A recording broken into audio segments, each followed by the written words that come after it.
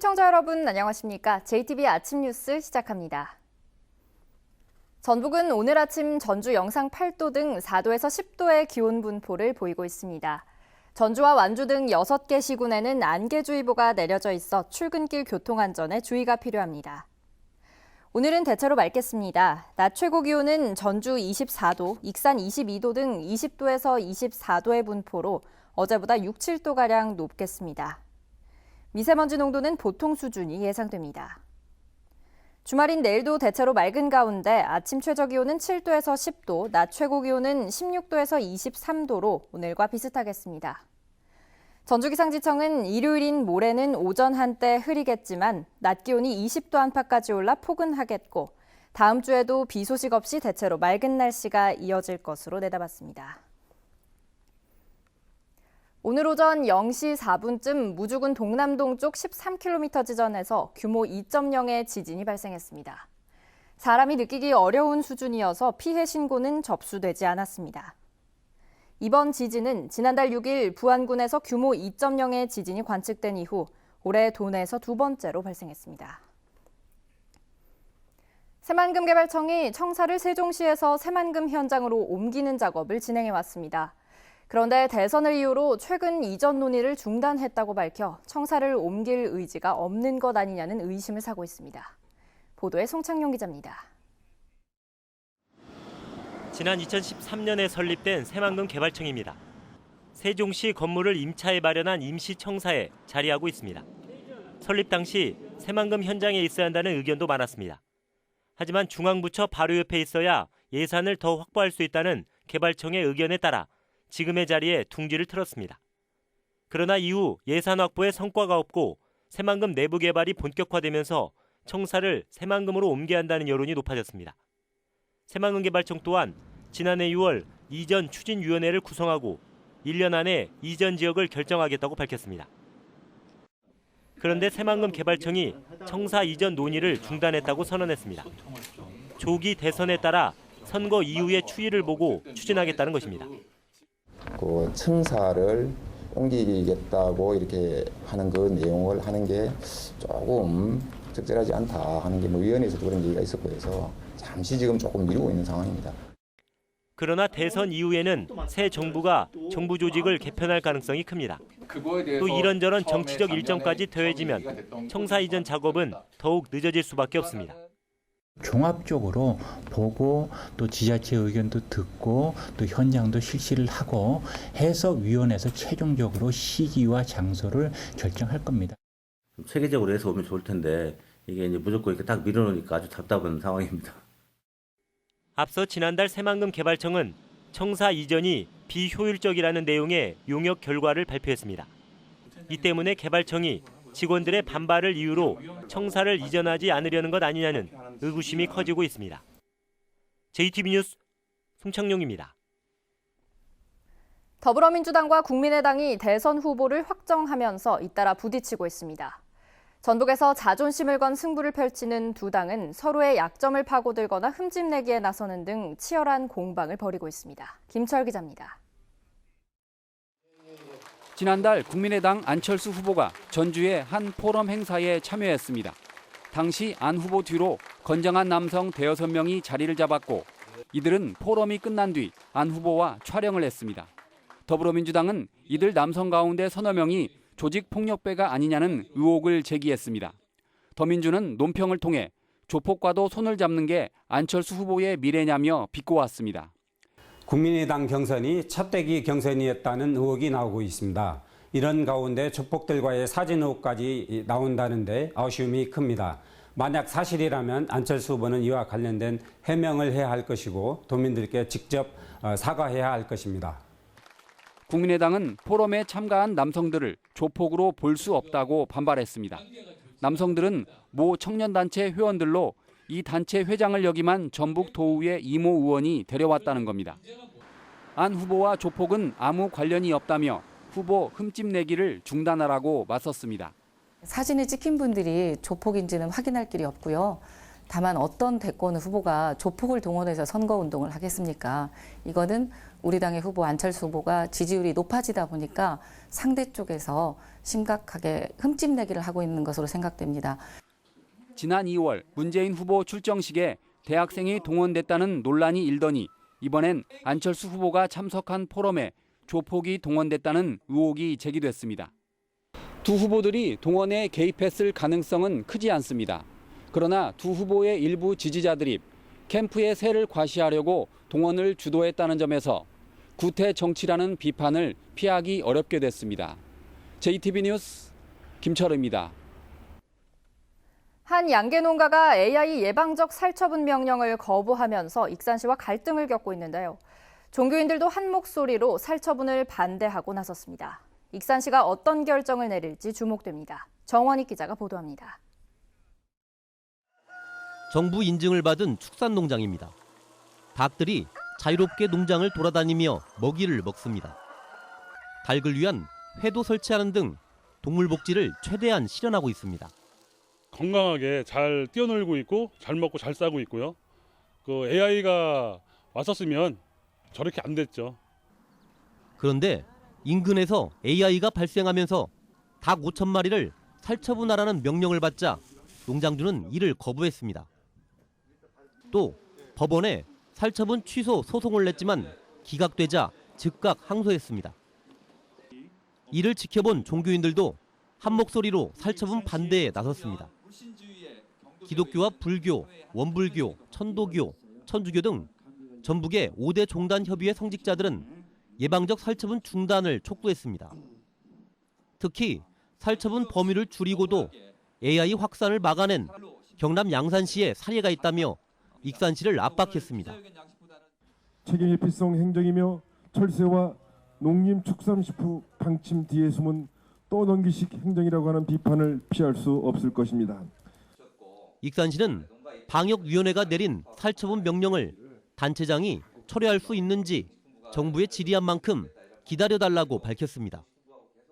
그동안 몇 차례 건의도 했고 되도록이면 좋은 쪽으로 해결을 하고자 이렇게 지금 진행 중인 상황이거든요. 이 부분 좀 지켜봐 주시고요.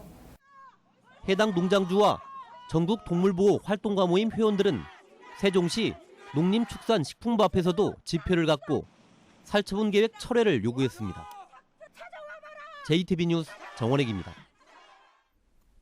세월호 참사 3주기를 앞두고 김제 한 초등학교에서 희생자들을 추모하는 계기 수업을 열었습니다.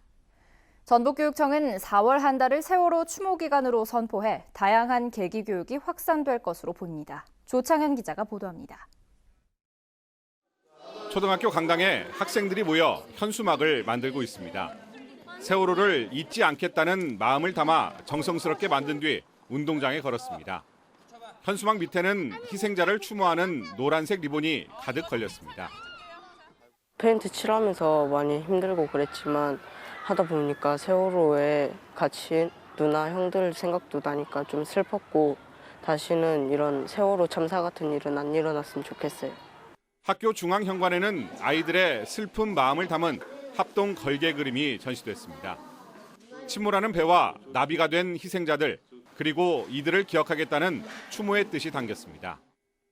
배 타서 죽었던 선배들의 가족들이 슬퍼했을 것 같아요.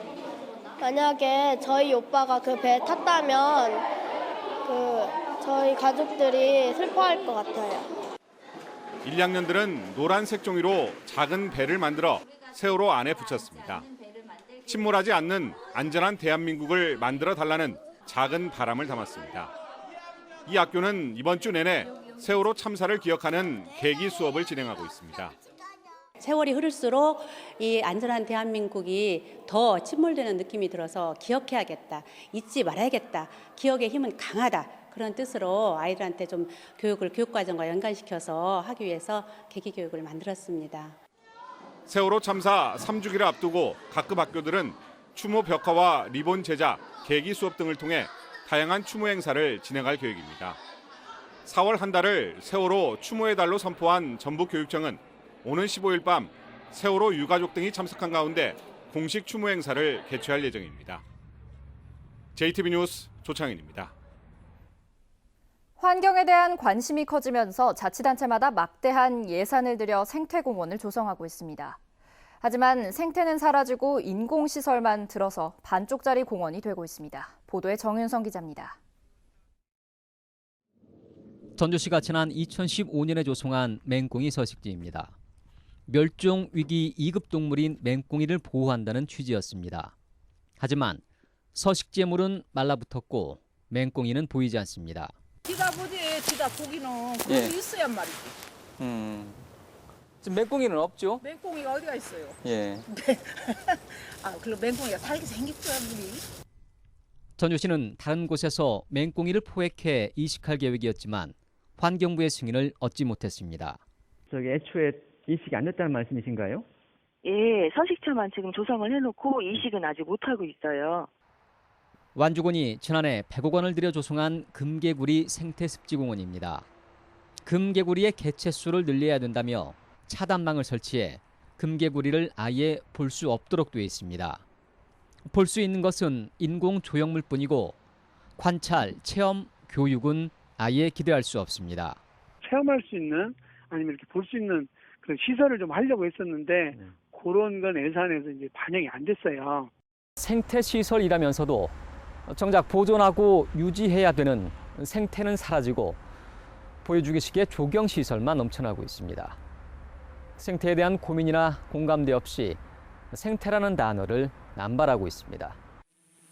187억 원을 투입한 익선의 용안 생태습지공원, 87억 원 규모의 남원 요천 생태습지공원, 모두 관찰, 체험, 해설 프로그램은 없이 거의 조경, 토목 사업으로만 이루어져 있습니다.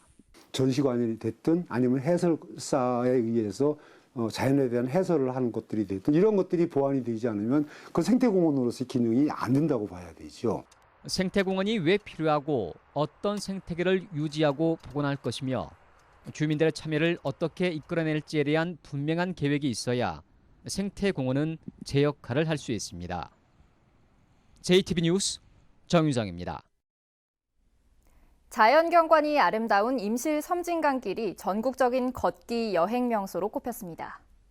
부안군이 중국문화원과 문화예술 교류 협약을 맺고 다양한 전시 공연 행사를 열기로 했습니다. 주혜인 기자입니다.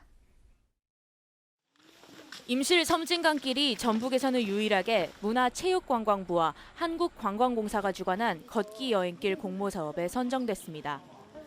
이번에 선정된 코스는 김용택 시인의 마을로 잘 알려진 덕치면 진외마을에서 구단마을로 이어지는 7km 구간입니다. 김용택 시인과 함께하는 섬진강길을 전국 최고의 걷기 명소로 만들어 가겠습니다. 부안군이 주한 중국문화원과 협약을 맺고 다양한 문화예술 공연과 전시를 공동 주최하기로 했습니다. 이들은 첫 단계로 중국 56개 소수민족의 특징을 담은 중국화가 차오수의 기획 전시를 오는 20일까지 부안예술회관에서 열 예정입니다. 주한 중국문화원과 공동으로 기획 전시와 공연뿐만 아니라 군민과 함께하는 다양한 사업을 펼쳐 한중 문화교류 확대를 위해 더욱 매진하겠습니다. 불균형한 자세를 바르게 교정해 50견 같은 만성 통증을 완화하는 힐링교육센터가 본격 운영됩니다. 프로그램은 매주 이틀씩 한 달간 진행되며 모두 5차례에 걸쳐 진행됩니다. 정읍 고모네 장터 로컬푸드 직매장이 신축 이전했습니다. 고모네 장터에서는 로컬푸드에 참여하는 400여 농가가 당일 생산한 농산품을 당일 판매해 신선도를 높이고 유통 과정을 줄여 보다 저렴한 가격으로 소비자들에게 공급할 계획입니다. 남원에서는 처음으로 노인복지시설인 행복의 집 주변 도로가 노인보호구역으로 지정됩니다.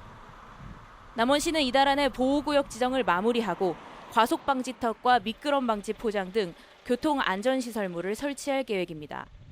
JTB 뉴스 주혜인입니다. 순창군이 유원지를 조성하면서 공사감독과 준공검사를 소홀히 한 것으로 드러났습니다. 전라북도 감사 결과 순창군은 찬물내기 유원지의 꽃터널이 계획 면적을 초과했지만 이를 확인하지 않고 준공 처리했고 유원지 안에 축산진흥센터를 건립하면서 사전 행정 절차를 이행하지 않고 부적절하게 착공한 것으로 확인됐습니다. 한편 전북 테크노파크에 대한 감사에서는 입주업체에 임대료와 임대보증금을 적게 부과하고 직원들의 출장비를 규정보다 더 지급한 사실이 적발됐습니다. 전북 시민사회단체가 미 공군 전투기가 지난달 새만금호에 연료 탱크를 투하한 것과 관련해 미군 측의 즉각적인 수거를 촉구했습니다. 전북 시민사회단체는 지난달 22일 군산 미 공군 소속 전투기가 연료 탱크 2개를 새만금호에 떨어뜨린 뒤로 보름이 지나도록 적극적인 수거 작업이 이루어지지 않고 있다며 기름 유출로 인한 환경오염이 우려된다며 즉각 수거 작업에 나서라고 요구했습니다.